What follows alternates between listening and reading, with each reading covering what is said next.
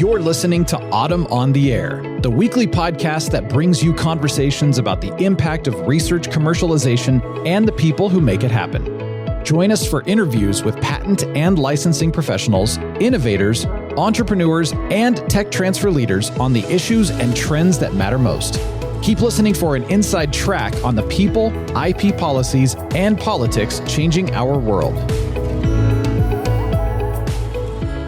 Welcome to Autumn on the Air. Today, we're joined by Jodie Richardson, Director of Customer Success at TechPipeline. Jodie is a prominent leader in tech transfer, recognized for her expertise in strategic planning, cross-functional leadership, and compliance. Jodie brings a wealth of experience supporting the tech transfer community with data-driven insights and practical solutions for the challenges facing university innovation professionals. In addition to her work at TechPipeline, Jodie is also active within Autumn, where she is the chair of the annual meeting planning committee. Welcome to the podcast, Jodie. Really excited to have you here on the air. Yes, thank you so much for having me. Well, Jodie, we have a lot to cover today because there is a lot going on. And the reason I wanted to have this conversation with you today is you wrote an article recently that caught my attention. And that article was entitled, Weathering the Storm, How TTOs Are Navigating Overhead Rate Caps and Federal Funding Challenges. And it's a great article. Congratulations on it. And it provides a comprehensive look at all the seismic, and seismic is the operative word right now, shifts that are facing tech transfer offices. Can you talk to us a little bit about what prompted you to write this article? I think we all probably have a good reason as to why. And what you think are some of the most urgent challenges facing TTOs right now? Yes, everything was happening so fast.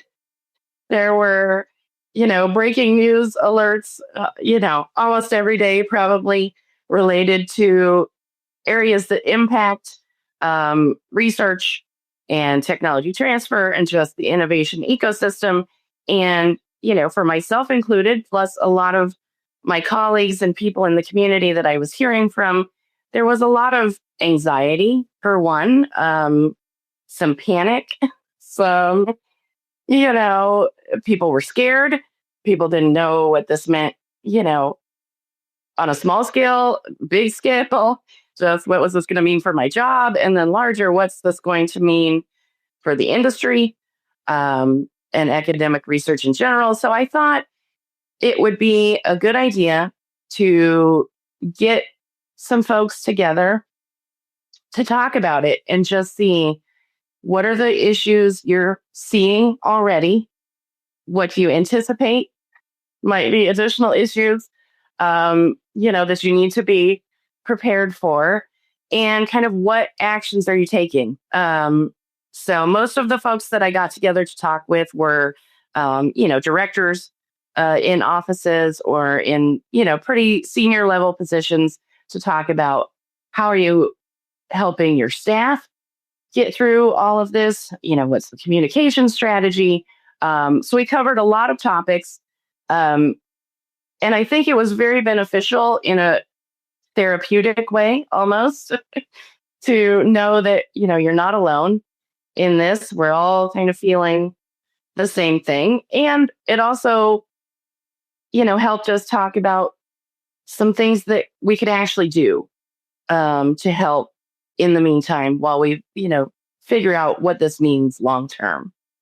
So that was kind of the reason behind getting people together and then writing the article based on, those conversations. And there were definitely some challenges that were top of mind for everyone. And largely those were related to hiring freezes, budget freezes, and those types of issues. But there are a lot of issues that we talked about in the article. So let's go ahead and dig into some of those issues. And I want to start right at the beginning here with the new overhead rate cap from NIH, DOE, NSF, and now DOD. all of whom have implemented a strict 15% cap on indirect costs for assistance awards to universities. Talk to us about how these escalating federal overhead caps, particularly this new DoD policy, has now affected the day-to-day operations of TTOs. I think it's sort of in an indirect way at the moment, because, current budgets are already set, but it's creating concern about what this means going forward, particularly as all of these kind of work their way through the court system and everything. But immediately, with this level of uncertainty, a 15% rate cap is a dramatic change for pretty much all institutions that I'm aware of. And so it kind of immediately led to just institutional-wide freezes on hiring, budgets, all of those things. But it also led to concern, I think, amongst researchers, a little bit of a change in focus for them, which has kind of resulted in several offices mentioning that they're seeing reduction in invention disclosure submissions. All of this hits the news, and then there's some hesitancy from potential licensees or existing licensees. So it's coming, I think, in a variety of ways that people are seeing it in the day-to-day work that they're doing in the office. But obviously, the most dramatic impact is those hiring freezes and budget freezes at the moment. So how are those staffing challenges then impacting the ability of TTOs to support faculty and even move discoveries toward commercialization? Yeah, so there are a lot of institutions that had formal hiring freezes, as well as some others that had kind of informal, which typically, includes vacancies as well as new positions. And we all know that recruiting for tech transfer positions is always a little bit difficult because it is such a niche community and it's a small community. So that was already challenging.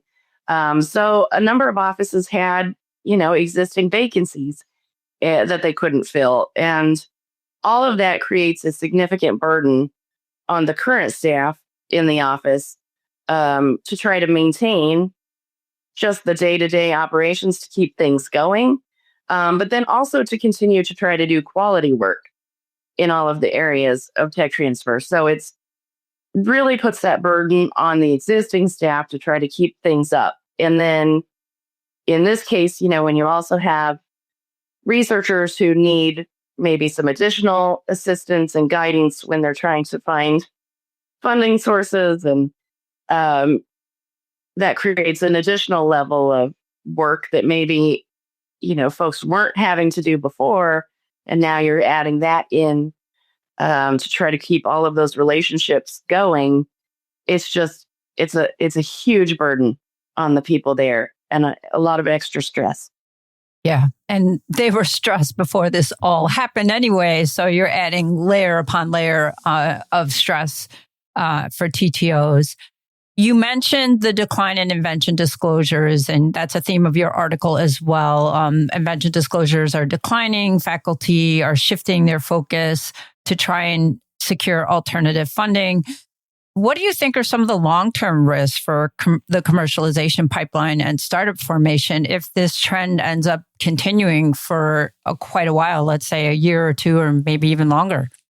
Yeah, there are significant potential impacts, many of which we probably won't see for 3 to 5 years at a minimum to know kind of the full financial impact of all of this. But, obviously, a reduction in invention disclosures, that disruption to the pipeline means less technology to commercialize, less revenue, which, then means less money coming back to the TTO for operational budget, less money going back to the institution for ongoing research, and so on. So when you reduce that flow of innovation from the labs to the marketplace, it's not just affecting the institution, but kind of the entire innovation ecosystem that's developed around a lot of these institutions. So it could be very significant. I would anticipate there would be more hesitancy than what we're already seeing from licensees, because they don't know what's going to happen on a number of fronts if there's a federally funded invention. So it could be very significant. Try not to think, worst case scenario, but it could be a significant challenge that we won't see for a few years to know how it fully develops. That makes perfect sense. And I'm curious, given all this that's going on, have you heard anything, or have maybe you've seen in some of your reporting and article writing how TTOs are adapting their patent strategies given this current climate? Yes. Most of the people that I spoke with have adjusted their patent strategies. Right now, they're being definitely, I think, more selective in what they're filing on, particularly international patents. I think most of the offices said at this point, right now, kind of unless there's an existing licensee that directs them to file in a foreign country, they're just not going to do it right now because the risk is too high that they'll spend a significant amount of money and then it won't be licensed or reimbursed. But just even with provisionals, some of the people said that they're having more uncomfortable conversations with PIs and researchers up front, and just being overall much more selective in what they choose to move forward with to help conserve their patent budget. Are you seeing any particular fields or technologies where you see more selectivity or retrenchment over others?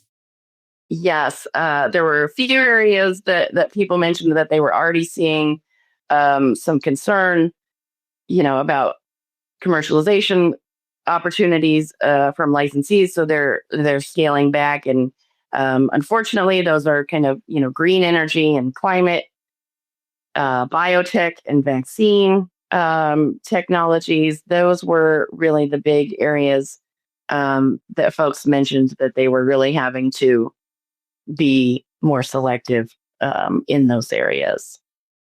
Now, another highlight of your article has to do with industry hesitation and investment uncertainty, which you've mentioned already so far during our conversation here. How are these university industry partnerships being affected by policy changes like the DoD indirect cost cap and other regulatory scrutiny?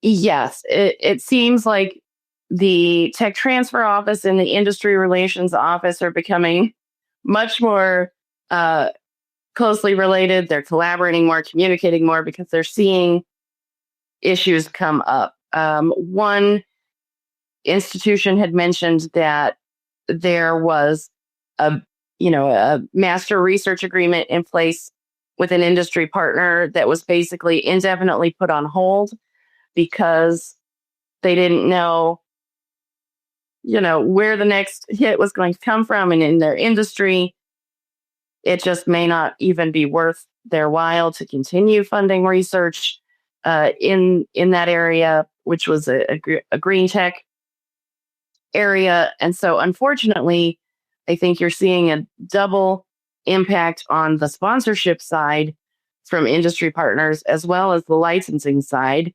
The startups are being impacted, obviously, as well, if they're in these areas where it is also maybe harder for them to get funding to raise capital. And so, again, there's just multiple ways that you're seeing the impacts from some of these things that people in the general public probably don't have any idea how these things all work together. Yeah. And it's like the TTOs are getting hit from every possible direction. So, are you seeing any particular strategies that TTOs are using to help maintain these critical relationships during all this incredible volatility? It seems like really just communication is kind of the biggest thing. The people that I spoke with, their offices are working really hard to proactively interact and communicate with industry engagement, with the actual industry sponsors, with the licensees to try to understand what the concerns are. For each one, it's going to be a little bit different. And then trying to find ways to, salvage what you can. But it really is kind of that taking a proactive approach to engage, make sure that the sponsors and the licensees know that you're aware of the concerns, and try to work together to find ways to salvage what you can at the moment, as it's still very uncertain where all of this may lead. Now, Jodie, another hit that just happened on August the 8th for university tech transfer offices and university research was the announcement late in the day on Friday afternoon by the Trump administration that they had launched a federal review of Harvard's patents, threatening to exercise march-in rights under Bayh-Dole and potentially seize control of the university-held patents for public use, which I know how it started my weekend off. I'm sure for many of our listeners, it started their weekend off the same way. So what risks do universities and TTOs face from this level of federal intervention? And how are tech transfer offices preparing for compliance reviews and defending their IP portfolios? Yes, this was a surprise. I think a shock, though I'm not sure it should have been, I guess. But this level of review is just obviously unprecedented. I think coming from a compliance background, having an actual individual sponsor, such as DOE or NIH, reach out and say, we need to know more information about these 50 technologies or whatever the case may be. That's more standard. Offices are fairly used to that, I think.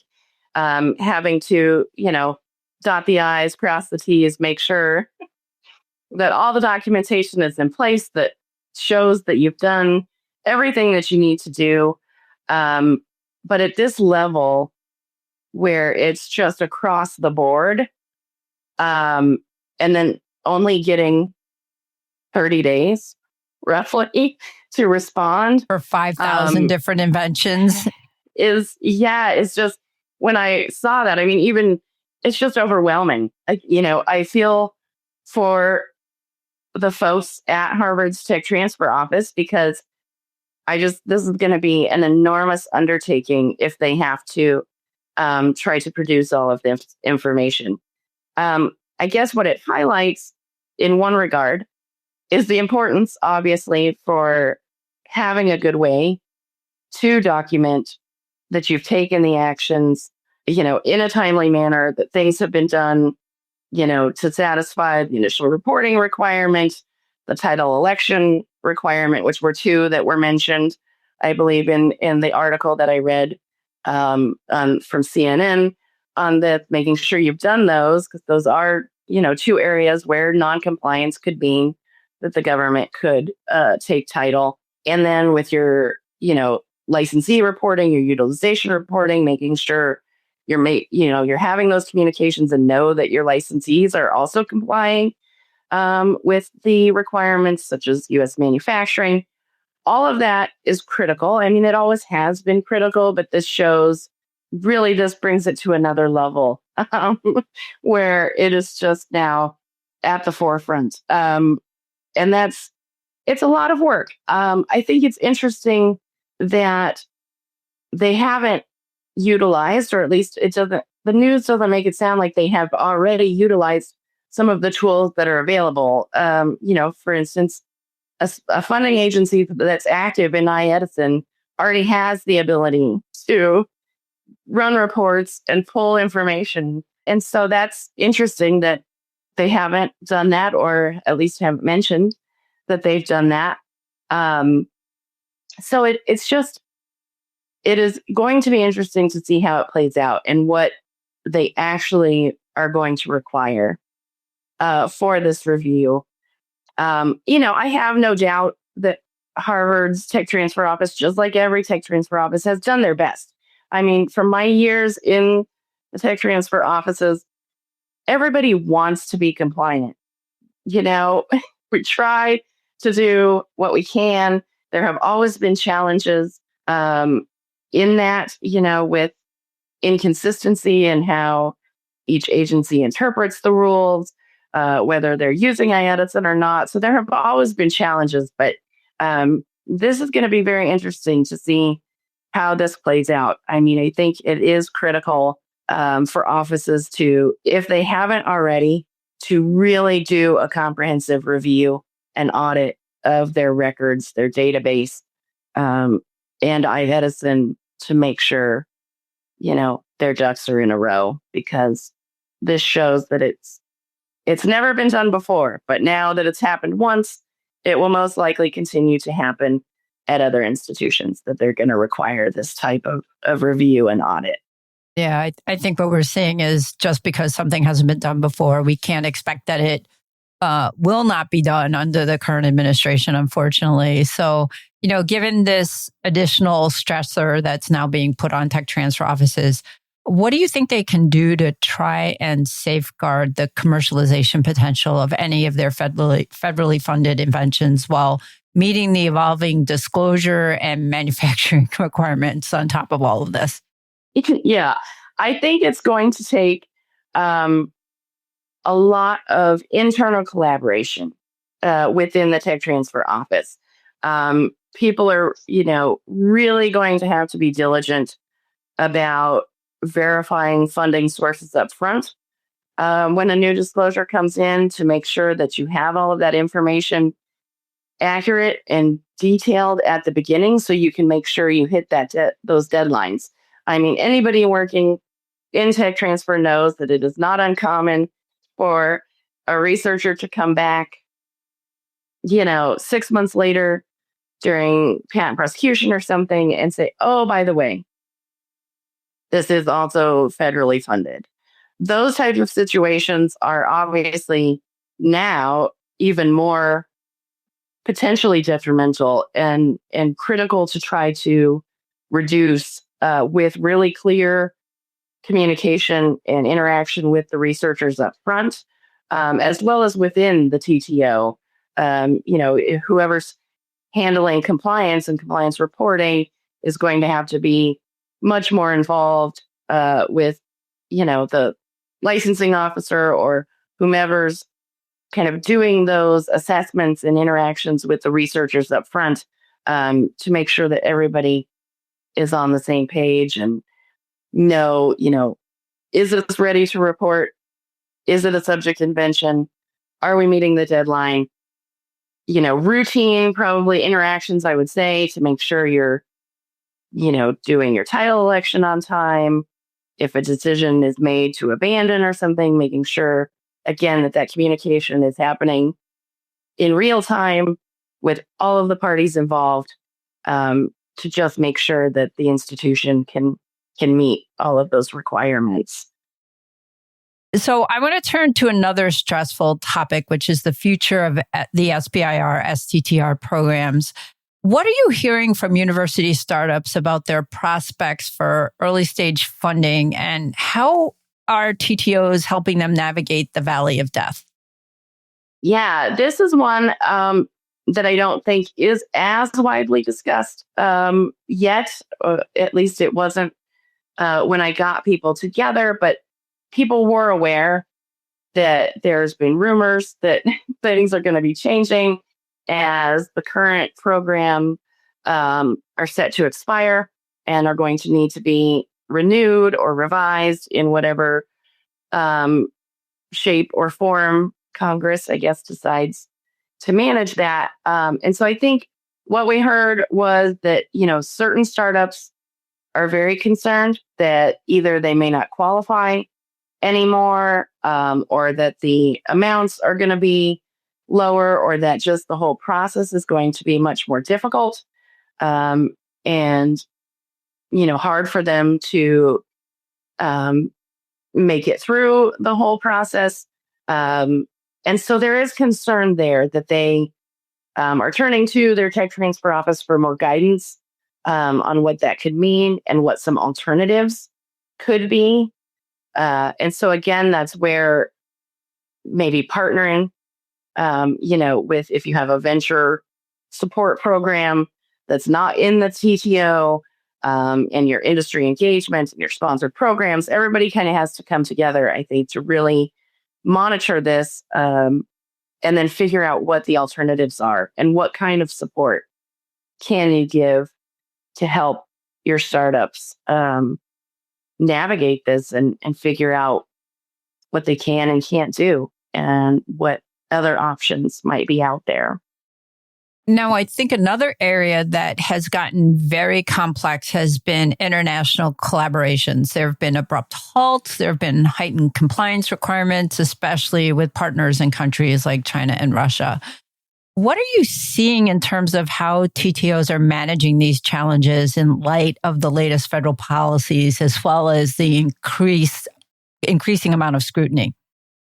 Yeah, it was interesting that I did have one person in my roundtable discussion group from a Canadian institution who mentioned that there were collaborations and subawards actually from a U.S. institution that were just, abruptly halted. They got notice that no further work was supposed to take place under the award as all of this kind of played out. And so it was interesting to hear that aspect that I hadn't initially thought of. And, the discussion that could make, obviously, other international institutions more hesitant to work with U.S. institutions if, they're going to put money in, do research, and then all of a sudden you hear... Yeah, yank. There it goes. Yeah, we're not going to get paid back for that money. So that was an interesting piece that I hadn't thought about. That will be interesting, again, to see how that plays out. With the other side and the, collaborators from certain countries, China and Russia, what we heard was that there was definitely more red tape, working closely with, your conflicts of interest and your export control offices doing additional screenings on any potential collaborators to make sure there are no red flags. A lot of that being done, more so than I think previously. Obviously, most offices already did, initial screenings on a lot of folks in the TTO. But at this point, generally, the sponsorship side of the house would be doing a lot of these screenings for collaboration projects. But yeah, I think you're seeing a widening of the net to be just a little more careful for sure on, who you're collaborating with, particularly sponsored research. And then on the licensing side, obviously, making sure that it's not a licensee that's going to get flagged as a potential danger or whatever. And then that any of these international partners and licensees, that they can satisfy the U.S. manufacturing requirement when a technology gets to that point, and getting that commitment and then monitoring that situation very carefully. So, Jodie, what role do you see alumni, foundations, and even state economic development programs playing to help TTOs now diversify their funding and help them build resilience in this kind of roller coaster ride that we're on and presumably on for the next few years?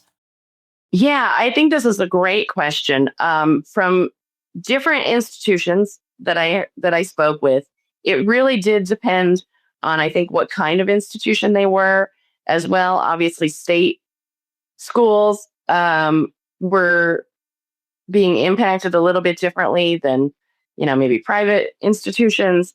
All of them, though, across the board, we're looking at additional ways to find funding. And I think reaching out to, alumni foundations is going to be something we see an increase in, to try to get private donations for research. Foundations is another area. I don't know. It's interesting. Foundations have typically always had a rate cap in place. I don't see that they will probably adjust that or increase that to try to make up the difference. I don't think that there's probably, just in research volume dollars, there's no way they can fill the gap. But I think it will be interesting to see how much more foundation funding we see in the tech transfer space. I know some of the foundations have, pretty strict kind of IP terms and commercialization requirements that some institutions have been hesitant to engage with previously. I think we're seeing offices probably start to accept more terms than maybe they would have previously in some of these funding agreements. And then state economic development programs, again, I think will be one that we will see more. I know, some states, this has already been a big area, particularly for startup support, providing grant money and award money for prototyping and all of these types of things. So I think we could see more of that. I know, a couple of state schools had mentioned even that they were really concerned about their budget, which comes from the state, obviously, being cut. And then a couple were actually surprised that their state increased their funding for this next year because of the reduction in federal research dollars, and trying to see how it plays out over the next year, which I think is interesting. And I guess hopefully more states have the ability to do that. But I don't know, economically right now, I'm not sure that a lot of states can probably try to fill in any of the gap there. So again, I think there's definitely new aspects of research support that all institutions are going to be looking at and looking forward to try to diversify, since most are primarily federally funded at this point. And so it'll be interesting to see, where those opportunities lie, and how much that can try to fill the gap and balance the research budget. Now, I want to go back to your article here for a second, because one of the things that caught my attention in it, besides, some of the things we've already talked about, was the fact that you raised concern about the potential erosion of research infrastructure and a lost generation of innovation leaders. What steps do you think institutions can take right now to help retain talent and preserve the innovation ecosystem? Yeah, this was a hot topic in my conversations. Some institutions are already seeing, faculty down through, grad students deciding to look elsewhere with just all of the uncertainty that exists in the United States at the moment. And that seems logical. At the moment that they would do that.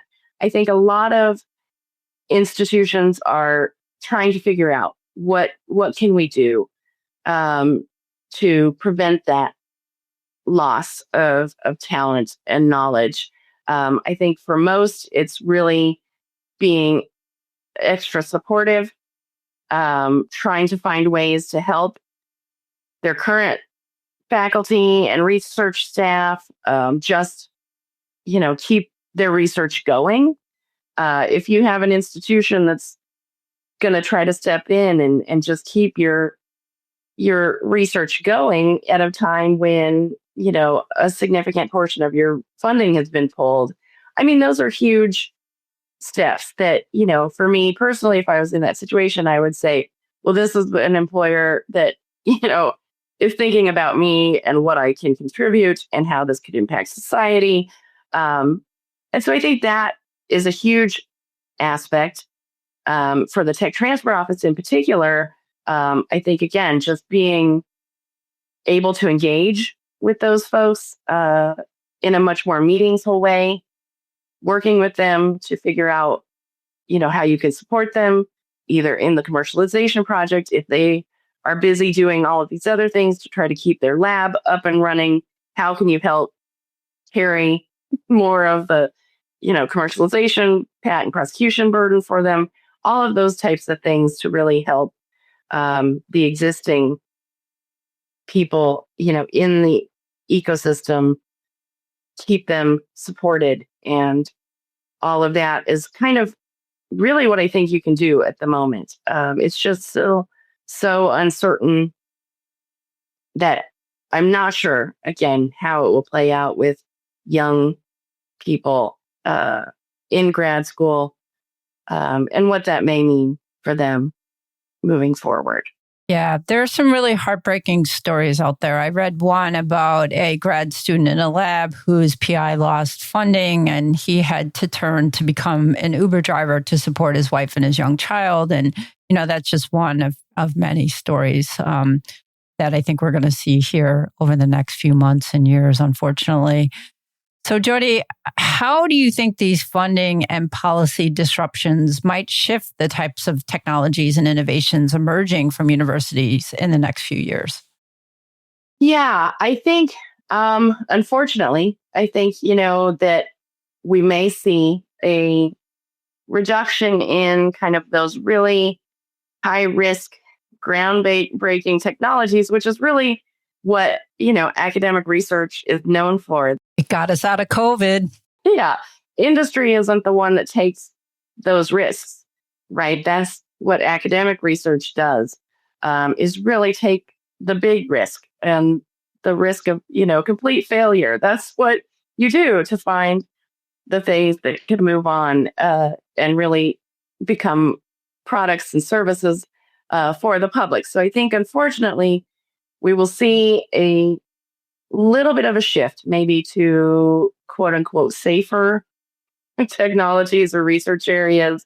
Again, I think, unfortunately, we're going to see a reduction in climate and environmental technologies, probably a shift in life sciences as well, as far as, again, vaccine research at the moment. And unfortunately, I think potentially a healthcare kind of across the board at the moment could be a challenge. I think obviously research into women's health issues is challenging right now with a lot of the canceled grants and contracts in that regard. So unfortunately, I think it could be significant that we just see a move to what, institutions or researchers think is going to be a safer area for them to concentrate on. So, Jodie, amid all this continuing uncertainty, what have you seen in terms of how TTO are supporting their staff morale and trying to maintain their sense of mission? It's got to be really difficult for them at the moment. Yes. Yeah. This was something that, I spent a significant amount of time talking to people about. Was everyone, I think from the intern all the way up in the tech transfer world right now is very anxious, very stressed. Again, people don't know whether their job is going to be safe, as some offices have had to try to, formulate what a 5 or 10% reduction in operations budget looks like. So people are stressed. They don't know how much work are they going to have to cover. Are they even going to have a job? What does, any future promotion or career development look like? So everyone is very concerned. And I think that creates just an extra burden for everyone, and, can create impacts on office culture and productivity and all of these things as well.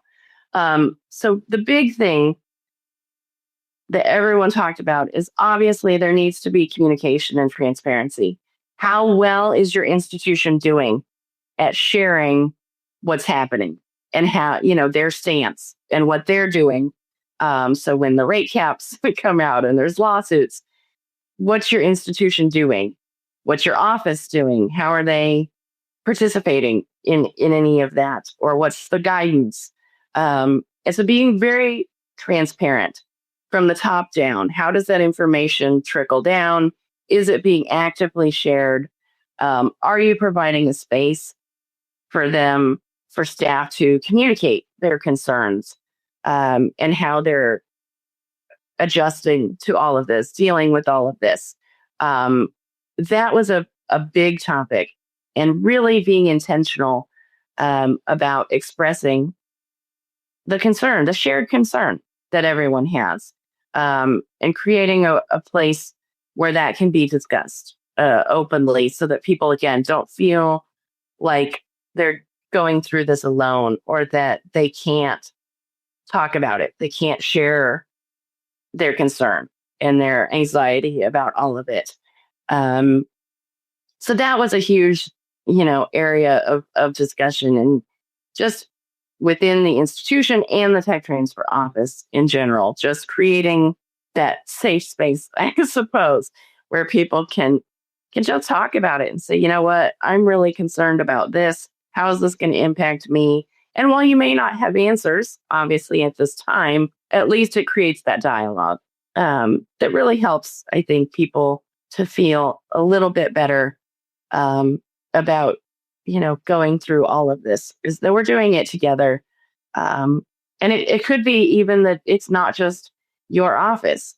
Are there, discussion groups with colleagues at other institutions? All of these types of things. I think one of the things I found very interesting about Autumn annual meeting back in March was that when we first got there, it was kind of very solemn, and you could sense that it was just a different feeling for that meeting. But then by the end, as people kind of talked with each other and found ways to try to manage, and even just small things that you could do to make it a little more bearable and make things a little smoother, I think by the end, the feeling was very different. I think people felt more optimistic about what we could do as a community to try to get through this. And so I think even looking outside just your own office, are there ways to engage with Autumn and the advocacy that Autumn does? So there's opportunities, I think, that people and offices and institutions can use to really help. Absolutely. I think that's a great point. I think transparent communication, being involved in Autumn, staying up to date on what's going on, and some of the advocacy efforts help you build that resilience that we're all going to need over the next couple of years through this roller coaster, as we've been referring to it. Yeah, I think one of the interesting things that we did talk about a lot was kind of the advocacy, and not necessarily advocacy, but education. I think one of the things that became abundantly clear through all of this with the rate cap discussion was that unless someone is in tech transfer or academic research, the general public, again, really doesn't necessarily understand how academic research funding works, how, F&A is used, that it's not, to build a new football stadium or something along those lines. So really helping educate people about kind of how this works. And then not only that, but the technologies that have come from academic tech transfer. If people really understood that, they wouldn't have the internet, they wouldn't have the touch screen on their smartphone, that they wouldn't have We might still be in COVID. Who knows? Yeah. Right. Yeah. That we wouldn't have all of these things that are part of people's daily lives, but they don't know that that's where it came from. So they don't understand the importance of academic research. And so I think that's an interesting opportunity for tech transfer offices to maybe really highlight some of the work that's been done at their institutions and how that is used by people, not only in the United States, but across the globe, and how that's benefited people's lives. I think could be an interesting way to try to help get more public support for, federally funded research. Jodie, this has been a great conversation, and we've talked about a lot of stressors that are on tech transfer offices, but I want to leave everybody on a positive note. What gives you hope that tech transfer offices and the broader research commercialization community can emerge from this period stronger and more sustainable? Yeah, I actually am. I'm very optimistic. I think tech transfer offices are pretty good at evolving and adapting. And from my experience, this is a wonderful community of people who really care about the long-term impact of what they're doing, right? Just even if you're playing a very small role, knowing that you're supporting work that, can change the world is really been really rewarding. And I think that we're seeing that tech transfer offices are adjusting and they're figuring out, okay, we may have to pivot from really just focusing on, protection and licensing to right now, we need to help support finding additional research avenues, all of these types of things. I think that tech transfer offices are really good at that. And I think that the people in these offices and positions can kind of maintain that momentum to keep driving things forward. And I think most offices are good about staying steady, being realistic, but also optimistic, and will be able to find ways to make this all work in whatever the future looks like. So I do think that people understand that this is going to be challenging, but I think we're up for the challenge. I think the tech transfer industry can make this work. Thank you, Jodie. It's been really great having you on today to share your insights from your thoughtful article, Weathering the Storm, How TTOs Are Navigating Overhead Rate Caps and Federal Funding Challenges. Your perspective today has been really great and invaluable as the TTO community adapts to these unprecedented changes. So thank you so much for spending some time with us. Thank you so much for having me. For our listeners, you can read Jodie's full article at TechPipeline for a deeper dive into the issues and strategies we discussed today. Thanks again for tuning in to Autumn on the Air. Until next time, keep championing the impact of research and the people who make it happen. Thanks for listening to Autumn on the Air with Lisa Mueller. Get social with us and share your thoughts. You can tweet us at AUTM or visit us online at autm.net. We'll be back next week on the air. Be sure to join us.